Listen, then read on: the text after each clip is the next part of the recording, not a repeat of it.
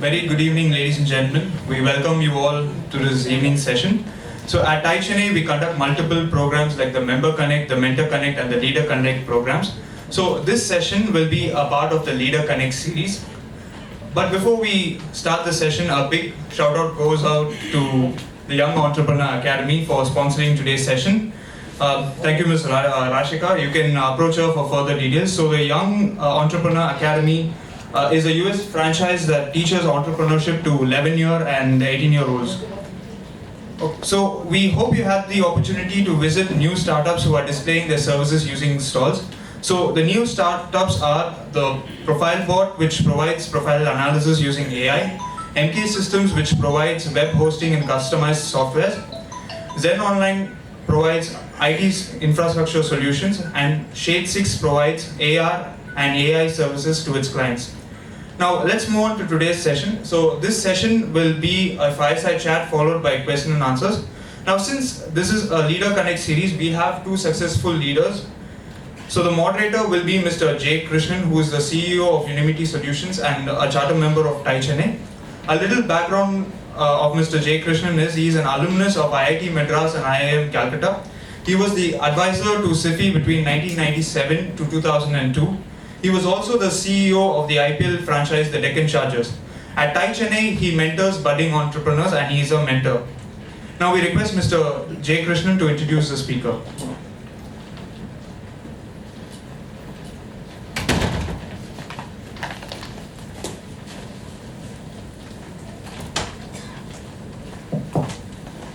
Thank you, Anthony. Good evening. Good evening. Venu, please come here and join us on the dais. So very briefly, Venu is very much a Chennai lad. From Don Bosco, graduated from Loyola College, and he spent about 5 years with the City Group, of which more than 6 months he was in Texas, had international exposure, then came back to Chennai. So he was not part of his family business for those first 5 years. And just one day he casually walked into his father's office, spent a few minutes. Something there sort of started to appeal to him, and therefore he decided to quit his job from the City Group and take on some responsibilities in the family business. And from then on, which was in 2007, 2008, and from then on it's been a very exciting 10 plus years for Venu. And during this session, we're going to listen to what were the different areas, the challenges, the opportunities, the excitement that Venu went through. But in a nutshell, couple of years in different roles, and then he became the CEO of Leo Coffee in 2010. And in less than these 8 years, many innovative moves, and the business has grown more than 3 times. And that's an amazing thing to do in an FMCG business, multiple players, so many of the multinational giants also out there in the business. And so, Venu, we're all eagerly looking forward to hearing the magic that you wove in addressing different aspects. Not much yet, still early in my career. So, but thank you for the introduction. I'm glad to be here. So let me start by asking you that you joined a 100-plus-year-old company and brand. What were the advantages or disadvantages, and therefore the boon and the bane of becoming part of this particular heritage? I think there were both advantages and disadvantages, boon and bane, as you said it. I think the advantages were I already had a great brand to work with. It was like an under-leveraged brand, I would say. The brand was quite larger than the company itself. It was quite a well-known brand. So to start with, we had that brand image to leverage on for product extensions or any other innovations that we were about to take up. The brand obviously helped. So the brand itself was the great advantage that I personally had. Bain, there were many. Quite frankly, the baggage of legacy, and also a great brand can also efficiently mask operational inefficiencies. Because a great brand is a brand, so people, what happens inside, and we're a closely family-owned concern, so we don't, have to release quarterly results to show what we're doing. So it effectively masks some of the, when I came, honestly, there were some issues, outdated marketing, strategies, outdated logistics, outdated branding, outdated staff, some of them. So to change all that took a lot of convincing, a lot of criticism is what I took. So there's a lot of challenges. So though it's a family-owned concern, it's hard to innovate, at least initially, because you're met with a lot of opposition. So there were a lot of challenges because obviously it's done by so many generations, and if you try to disrupt anything, it comes at a cost. So that's good, Venu. So which means first we must understand that he got in, and we normally think family-owned business. So somebody, we used to say born with a silver spoon sort of thing. The silver spoon was a little rusted. So let's specifically. That's what my friends keep saying. Leo Coffee so, but then that's what you deal with. But when you actually come in, there are a lot of challenges. I mean, obviously, first generation have their own set of challenges, but third generation or fourth have a different set of challenges. So before we get into those challenges and opportunities which you faced in that 2009-2010 when you were just taking over, just to give everybody an idea of the business domain, coffee, so for most of us it's probably something we first encounter even before we take our toothbrush.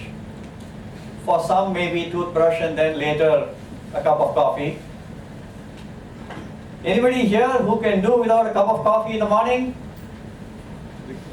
Very few, very few. Okay, we need to convert you guys. So, and it's a brand we all know, especially those who are in Chennai, we know the brand. But when we first want to know from you, what is the size of this market? Who are the players? And between the instant coffee, filter coffee and whatever it is, just if you could share with us, what is the market and your own operations in coffee? Is it from sourcing up to whatever you mentioned something saying bean to cup? So if you could first give us an idea of that, then we can get it. India is the 5th largest producer of coffee. We produce around 3 lakh tons of coffee in India, out of which 2 lakhs is exported. So because we consume only 1 lakh tons in India, that's the size of the market. And the per capita is very less, it's only 80 grams per person. Whereas tea is 10 kgs, so tea is almost 12 times the size of coffee. So coffee is 80 grams, I just want to... Indian population is huge. Per capita, if you look at South, it could be more. If you look at Chennai, it will be probably 8 or 9 kgs. Because Chennai is Indian it's around 80 grams, which is quite small compared to the other countries. Heavy consumption. Like if you take Denmark, the Scandinavian countries, it's around 12 kgs there. So we still, consumption-wise, we're still quite low compared to tea.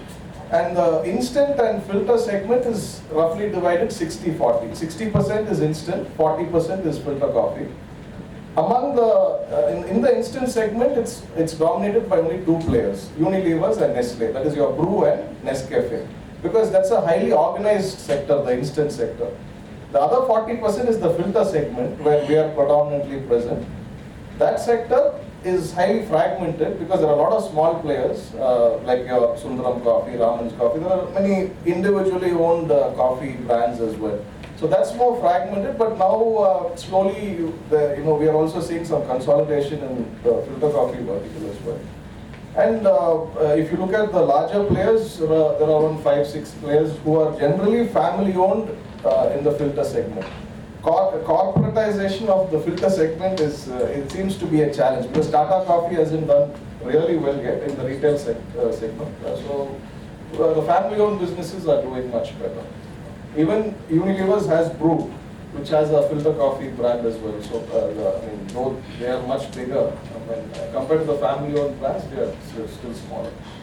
And the other thing you were sharing with me, just to give the range of your own operations, you said you are from bean to cup. What do you mean by bean to cup? We are into agriculture. We have our own coffee estates. Though we don't focus much on the estates now, we do have coffee plantations in the Kodaikanal Hills. Palani Hills is what we call those hills. But for our own operations, we don't use our own coffee, simply because Karnataka coffee quality is much superior. So all our coffee for the brand Leo is sourced 100% from Karnataka, from Chikmagalur, Kusharnagar, Hassan, Coorg. So these are the areas where we source coffee for Leo. Our own estate coffee is generally sold off as commodity or for the export market. We don't use it for the brand, simply because the soil conditions and the general quality of beans is much better in Karnataka. So if we have to compete with the top brands, we better be using Karnataka coffee. Though the price is at a premium there, still we stick to differentiate in Tamil Nadu, we only use Karnataka coffee. So Venu, for most of us as coffee drinkers, it's that taste and that aroma with which you stay with a brand or you stay with anything. So is that something, therefore, which happens at the sourcing level and that establishes? It happens at every level, sir. Because see, coffee can be spoiled at any stage of production, right from the farmer's level where the right soil, the farmer has to grow the coffee in the right way. Then you have the raw coffee processing. There's a wet process or a dry process that you do. Generally, the wet process is a better method of washing the coffee. Then there's you actually source the coffee at that stage. That's called green coffee. Then you have the roasting process. The roasting process is the real differentiator when it comes to giving the customers the special quality that Leo or any other brand tries to give out. So roasting is the most important stage, and our roasting is a special way of roasting where it's hot air roasting, where the beans don't actually come in contact with the coffee. It's indirect roasting. And back in the 90s, my dad bought those machines from Germany. That was his innovation, to bring those kind of equipment back then. So that's where we differentiate the roasting process. So it sounds like winemaking in some form. It's pretty similar. It's as complex as wine. The permutations and combinations you can use in coffee are, the millions of ways you can, when it comes to blending and roasting and raw coffee sourcing. So it is like the wine industry in some sense. So would that mean your different batches may have different aroma and taste, or you can make sure it's consistent? We try to make it as consistent as possible, but to give for 100% consistency, I don't think anybody can get it. Because every batch of coffee that you procure, there might be some subtle differences. So you try to maintain the same quality, but there'll be a 10% variation. That's pretty common. So now let's get back to 2010. You take over as CEO. You said there were some challenges, but you would have seen both challenges and opportunities. Could you share some specific challenge? Like, did you have a financial challenge to grow the business, or? Absolutely. See, when I came in 8-9, like I told you, the 90s was the golden era for us, where there was a lot of push given. The Anand Swami ad came about, and there was a lot of branding exercises being done, and my dad really took it forward in the 90s. By 2000, unfortunately, that innovation had somewhere stopped. We were losing market share. Coffee Day had come in. Coffee Day, though they are focusing on cafes, they also have a solid ground coffee business. They were quite solid back then. They were opening stores everywhere. So by the time I came in 2008-9, we had lost quite a bit of market share, and But like I said, the brand was still alive and kicking, but there were issues. I mean, capital was an issue because we wanted to launch multiple products, extend the product lines. So that we're doing a lot of things when I came in the first year or two. So there were challenges, but we met with, we kind of sorted them out with a lot of innovative ideas. The packaging improved a lot, great deal at that time. So we, from one product we extended it up to 20 products, and we didn't have much capital to do that. So it was a challenge, but we kind of managed to do it. What were the opportunities you saw at that time? Again, sir, like I said, the brand itself was the greatest opportunity, because the brand was heavily underutilized. Everybody knew what, unfortunately, I used to get questions like back then, Leo Coffee, nalla periya brand, palaya brand, inno irka? These kind of questions I used to get pretty often. And another incident when I first came into the company, I was standing near my Mylapore store, and there was a lady and a little girl who were trying to, they were walking on South Mada Street, and I think they were about to come into my shop to buy some coffee. And that little girl shouted, "Inga vanda, nalla irukadu." So, so these were like, I didn't expect when I first came that, there were, quality was an issue back then. I don't know, some of the people here might be customers who we were getting complaints about quality, that we were not the same, and we were, and it showed. Our stores were also not up to the mark. So there were a lot of challenges, and plus also when I'm trying to sort these things out, the constant pressure from the family and other stakeholders, telling you what to do, what not to do.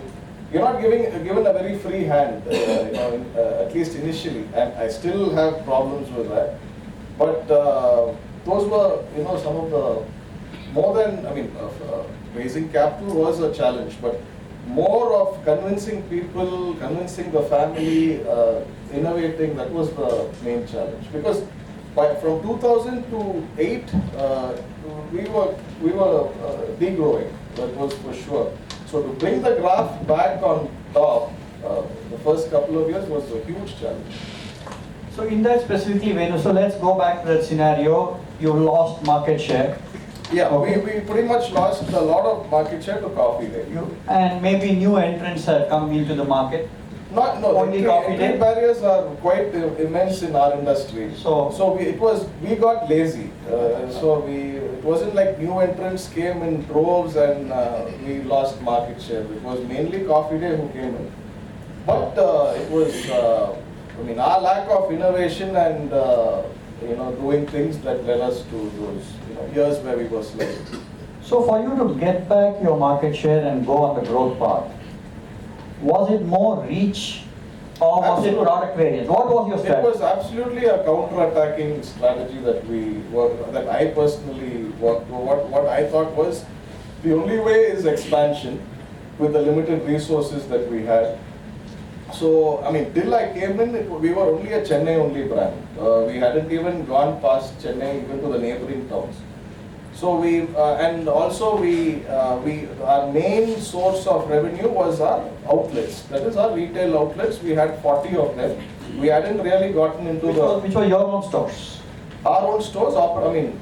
Some of them are owned, some of them are rented, but operated purely by us. No franchise is given.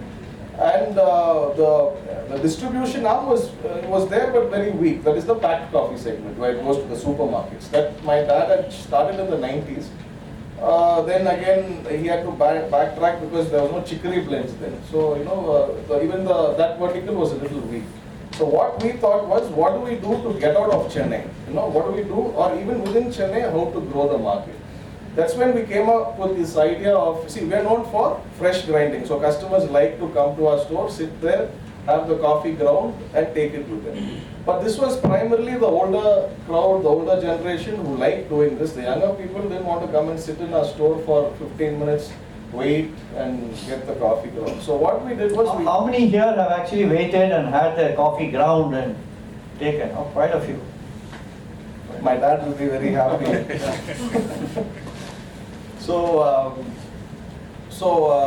What we did was we thought, okay, this grinding concept should still remain, but we should take this inside a supermarket. Because supermarkets, you're guaranteed of walk-ins because people are coming there every day to buy their other products. So we tried this one concept in one store in Adyar, Vanga supermarket. It's near Gandhi Nagar, where we went and convinced the owner, because the owner was previously a coffee dealer himself. He was dealing with food coffee. So we said, we'll come and put a kiosk, we'll put a grinder, we'll put some coffee beans. Why don't you try selling it? Even he was very negative to the idea. In fact, nobody was for the idea. Everybody rejected it. Yaar sir, vandu supermarket la coffee arake pora, adala mudju pochu packet edutupanga. But we felt the USP of Leo is that fresh coffee. Pack lo pota, it becomes any other brand in the shelf. So we installed that kiosk there, and the first month we did 500 kgs in the very first month itself. So I knew there was something there. This concept is not something very innovative in India. It exists in European countries and America, where every supermarket you can go get your coffee freshly ground. In fact, customers do it themselves. It's a self-service concept that they have. So that picked up, and slowly we added the second store, third store, fourth store. Now we have 350 stores of that particular concept. We call it the shop in shop. This really helped us drive the sales, and it brought us a new vertical of business. I mean, we've done a lot of multiple verticals after that, including coffee vending and instant coffee, and in the packed coffee itself, multiple products. But still, this remains our main focus, and I feel this 350 can become 1,000, 2,000, 3,000, 4,000 in future, which individual outlets cannot grow to that extent. So in these 350 outlets, you give the machine. Yes. And it's your person who's doing the grinding or something? All 350 are our machines. We install them. We don't collect any rent. It's only a margin that we give the shopkeeper as any other product. Initial 50 stores, we had 50 promoters manning the store. Now at 350, we still have only 50 promoters. So we are slowly bringing that number down so that profitability goes up. And the eventual plan is, when you reach 500 or 1,000 stores, is to completely remove our promoters and make the shopkeepers handle it, and eventually make the customers handle it. The customers would love to do this self-service. Yeah. See, because it happens in the West, but still it's early days here. So, that's the idea. Initially, there was a lot of resistance from the shopkeepers when we removed the manpower from the counter, saying that, they wouldn't do it on their own. But we've gotten past that resistance, and now we are slowly, bringing the number of promoters down. So the growth was through going to more outlets and doing this shop-in-shop concept. This was a main innovation, if you want to call it that, we did it to drive sales again. But each kiosk cost me 2 lakh rupees. So see, even today I would love to add 1,000 stores with some private equity funding, but that again, 50, that entry barrier there also is pretty strong. So our plan is to reach 500 as quickly as possible. So we are far ahead before somebody else enters that vertical. Apart from that, like I told you, we've innovated in our product ranges in the packed coffee itself. So we have a wide range of, when I came, we were only selling pure coffee. There was no chicory being sold in Leo Coffee for 40-45 years. So when I and the pure coffee market is only 10% of the filter coffee market. So you're catering to a very limited market. So growing is very difficult.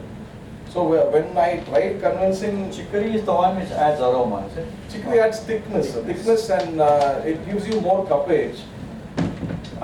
Fortunately or unfortunately, 90% of the market drinks chicory. So when we first suggested a chicory blend, again it was met with a lot of criticism. Leo is known for pure coffee. You are going to introduce chicory and kill the brand. Literally, that's what was told to me. And also, I designed a packaging for that product which was black in color. So they were like, chicory pote, karupa pote. And today it's called the Madras blend, that 80-20 blend. It is the #1 selling product. in 8 years. So, so again, introducing chicory has really helped us grow. And now my father and the family members have accepted that chicory should be part and parcel of the product mix. And obviously we've introduced instant coffee also. Though we don't manufacture instant coffee, we have outsourced the production to SLN Coffee there in Kushal Nagar. It's an add-on product. We don't focus on instant, but it's there for the customers who need it. We've got a range of teas as well. When I introduced tea, also there was a lot of criticism. Tea la nama podakudadu, but Leo Coffee solitary every tea கொடுக்கலாம். no, I see the product extension. It's a very dicey subject where you shouldn't take it too far. I mean, I feel coffee le nariya sub brands and tea can be a extension, but beyond that you'll be liquidating the brand. So we stop pretty much there. We've got a wide range of products and services to it. And now we are into corporate vending also. So 3 years back we started vending. So we are there in a lot of corporates in Chennai. So I mean, we install machines and we for many employees today Leo Coffee is also among Coffee Day and Lavazza. Those are the two big brands in vending. So when you expanded, are there any supply side constraints for coffee, or any amount of coffee is available for you to keep expanding and you can source the required amount of coffee? Coffee is a very seasonal product. The production of coffee happens only in 3 months. That is from November to around Jan or February is where coffee is picked from the farms. I mean, traditionally this was a problem, but now planters store enough stocks for year-round supply. So we do get year-round supplies of coffee beans. So supply isn't a great challenge today, but price is, because the coffee prices are fixed by the international, the New York Stock Exchange and the London Stock Commodity Exchange. So it is like oil, where the prices are fixed based on the international market. And it fluctuates a lot. So raw coffee prices keep fluctuating, but the end product price cannot go on fluctuating like that. So we take a hit on the raw coffee prices pretty, it's not very stable. So that's the only challenge when it comes to sourcing. But availability of coffee is pretty much year-round. So do you import coffee at all? Because one hears that Brazilian coffee has The this and import some other- duty is 110% because we are a producing nation. And since we are a producing nation, the government has such steep import duties. So not many people, only if you want to have an exotic coffee like your Brazilian or a Colombian, but the market for that is so limited, maybe the expats are going to buy it. So the market for that is very limited, doesn't make sense importing coffee. Like I said, we produce 3 lakh tons of coffee in India and we consume 1 lakh tons.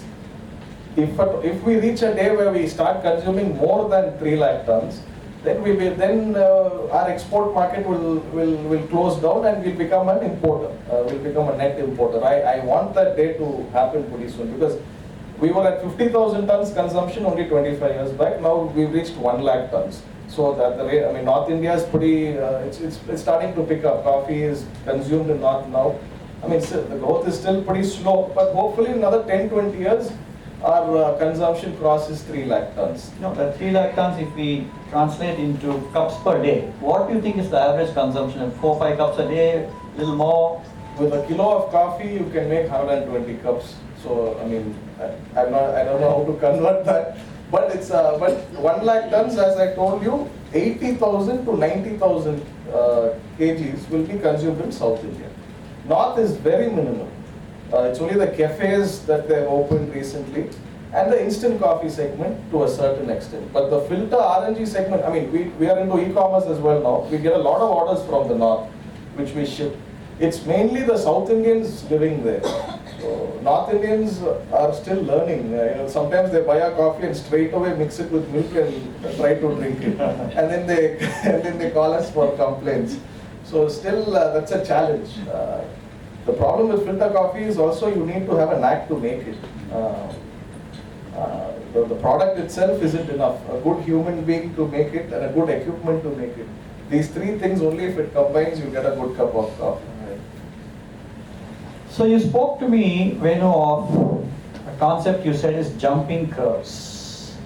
What do you mean by that, and how or what did you do in Leo to jump curves? I mean, jumping curves as in the next stage of innovation, which disrupts the existing business that you hold. I mean, apart from Leo, the classic case study that I keep telling everybody is Netflix. I mean, we all watch Netflix today. But not so long ago, there was a company called Blockbuster in US, which was a video rental library, where you can go pick up your DVDs, come back home, watch it, go return it. They had 14,000 stores in US. It was a big chain of outlets. It was a publicly listed company, massive billion-dollar turnover. So when Netflix launched in 2009, they were still struggling. They were actually shipping DVDs to your house by courier. You have to watch it and return it back to Netflix, not like how we are streaming it now.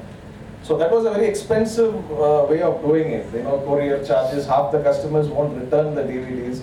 So they were so they went to Blockbuster.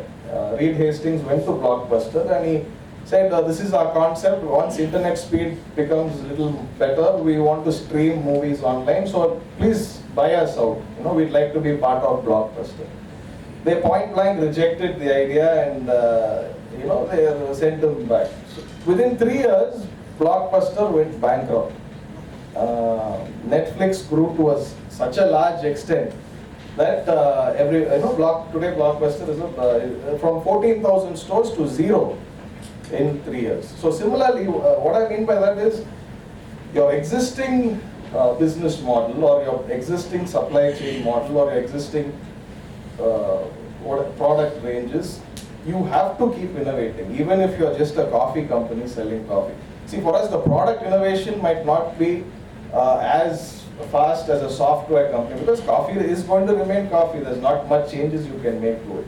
But the delivery systems, the channel in which you're going to reach the customer keeps changing. So when I talk about my 40 own outlets, it's still very much alive and kicking. We get 3,000-4,000 walk-ins into the stores every day. But I personally feel that it's in its final leg of its journey. I mean, I would say it's a 70-year-old woman. We'd like to make her live till 100. We'll do everything we can to extend but at the same time, what are we doing next? Eventually, what are we going to do next after that? That's, I mean, fortunately the shop-in-shop concept that I spoke about has picked up. Our vending division has picked up. Our other products have also picked up. Our product extensions have picked up. We've got more distribution all over South India. Our e-commerce is picking up. I mean, still the sales is very small compared to our turnover.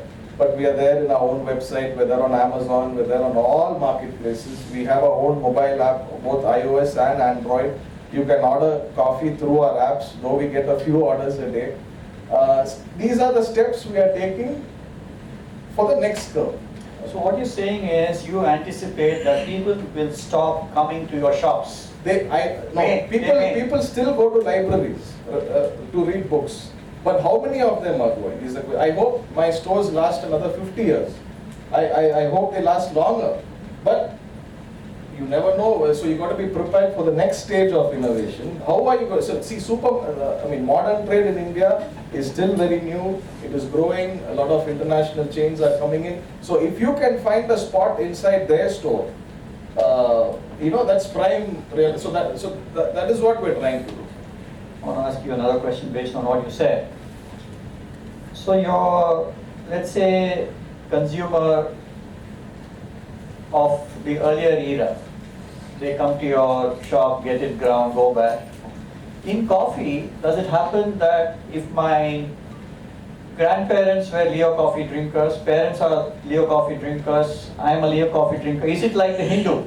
My grandfather read the Hindu, my father read the Hindu, I'm reading the Hindu. So the Hindus changed as well. I mean, no, first I want to know, is the brand loyalty cutting through generations, and are you guaranteed a customer? I don't think it cuts through generations. I think you got to earn every generation. I don't think today's youngsters are going to drink Leo coffee just because their grandparents did. Right. I don't think that's going to happen. So to earn a new customer, what you do today matters. Our history and heritage is not going to help them. That's what I keep saying. Getting a new customer is not like Shadi.com, where you talk about your history, what you've studied, your education, your grandparents, your parents. It is more like Tinder. You swipe, you're hot or not, at that particular moment. So, in that sense, our heritage doesn't make much. I mean, like I said, the brand value that we've created over the last decade, so many decades, gives you a head start. But is it going to help you get generations of customers? Only if you innovate. Good, so we've covered the business side. Let's get into some of the softer aspects that you must have faced, Venu. Have you tried to professionalize? You said you're a family business. I mean, if you asked me 2-3 years ago, I would say we are in the process of professionalizing. We're hiring guys from Unilever's, ITC, but I'm over that stage. Some of them they don't fit in to our culture simply because we still have a very innovative startup kind of a ecosystem where they might have performed really well in an ITC, but with a 10 crore budget, TV ads blasting every day with some 50 guys under them. So this is the kind of culture they come with, and they kind of have the same attitude even when they come here. So it's very difficult for our kind of a ecosystem. So we rather prefer guys with lesser experience who are more passionate about the business. So professionalizing is a very, I don't know, I mean, if you have the right guys, it's fine. It doesn't mean you got to have, big MBAs or, I mean, not to criticize MBAs, I'm sure some of them are great. But we felt that totally professionalizing the system is not working as much as we thought. So when you grow, I mean, all of us traditionally in FMCG, we believe that branding is such an important component that creates the pull for the brand. Especially from what we have just now covered, that that just because previous generation were Leo drinkers, you're not guaranteed that the next generation is Leo drinker. So if you have entered one home a few years ago, you're not sure whether you're going to be still in that home Absolutely. a few years later, right? You have that challenge. So it means you have to continuously get your customers. So what is your own marketing philosophy, Venu? And do you look after it as branding, or it's more relationships with stores, and therefore you will get some preferred display areas or aspects through which you leverage? Marketing in the sense, I think we have to be more direct with the customers. In today's scenario, almost a one-on-one marketing is what we got to do. So what we do is we do a lot of sampling activities at the store level. We do a lot of free coffee sampling in the supermarkets. And we also use social media a lot to communicate one-on-one with customers. When you communicate one-on-one, even with 2 customers a day, it makes a massive difference where because of word of mouth, they continue your branding exercise. And also, I'm totally against TV advertising. I mean, as much as it helped us in the 90s, because that was one of the most innovative ads for that era. The Aravind Swamy ad and A.R. Rahman jingle. It was very subtle. Those days ads were very loud, always with a lot of songs, and so those days it was very innovative. It helped us. Even today, I get the same feedback. Why don't you do TV ads? Why have you stopped? One is we can't afford it. That is because it's become so expensive. Second is there's no recall. I mean, how many of us are watching TV ads today? I mean, if at all we watch TV and if there are ads, we go onto our phone. We go onto our iPad. So I better do some ads on Facebook or Twitter or Instagram than TV ads, which is much cheaper. So I'm totally for social media marketing and direct marketing, where you're standing in front of the customer and explaining the product or giving them a sample, even if it means reaching 100 customers a day. You think you might reach millions through television, but I don't think that happens. So I have just a couple of more questions for you, and then I'm going to throw it open for the audience to interact with you. So it's a family business, and like you said, because it's a family business, you need to do the business in a certain style. In your own, these last 7-8 years that you've been the CEO, for what or how do you wait for consensus, and for what is it that you just push ahead and you say, hey, there's no consensus, but this is what I wish to do? I think a bit of both. You try to get consensus, you wait, but you can't wait another 100 years.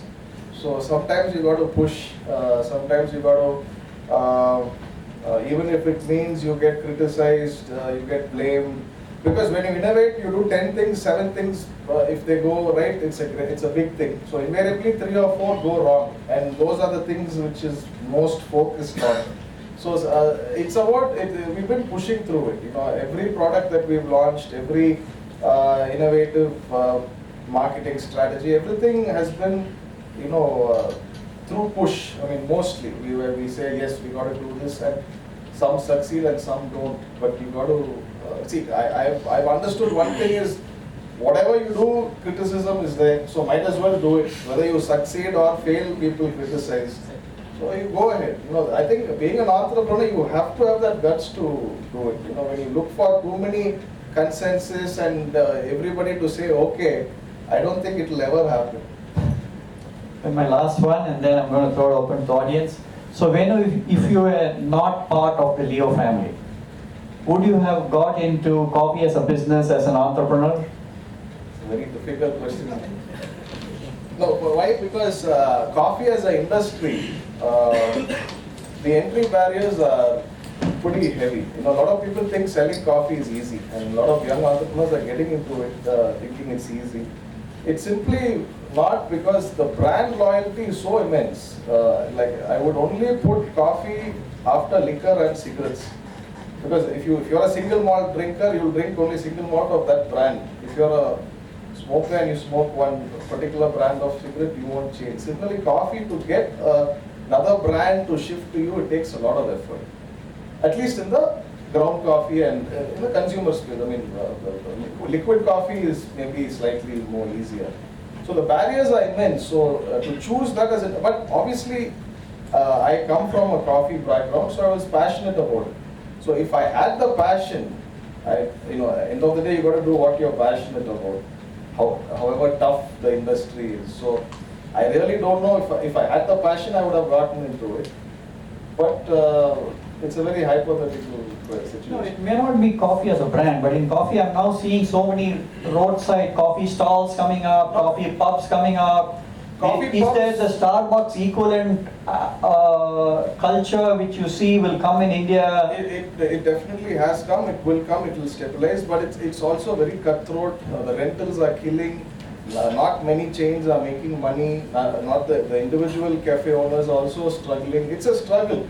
I mean, it looks all flowery from outside, but the cafe business is extremely difficult. It's as good as the restaurant business, because restaurant business is, the success rate, I think, is hardly a single-digit percentage.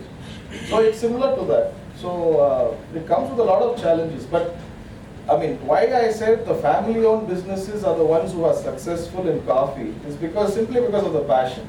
You can't just corporatize coffee. Even the international chains, there are international brands like Lavazza, Ely.